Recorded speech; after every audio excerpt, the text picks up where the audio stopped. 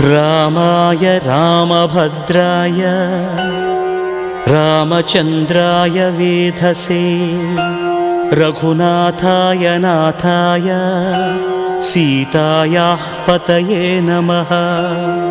श्रीराम राम रघुनन्दन राम राम श्रीराम राम भरताग्रज राम राम श्रीराम राम रणकर्कश राम राम श्रीराम राम शरणं भव राम राम।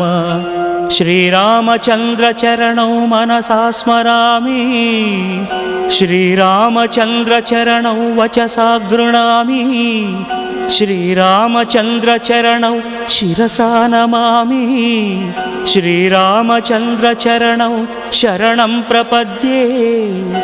माता रामो मत्पिता रामचन्द्रः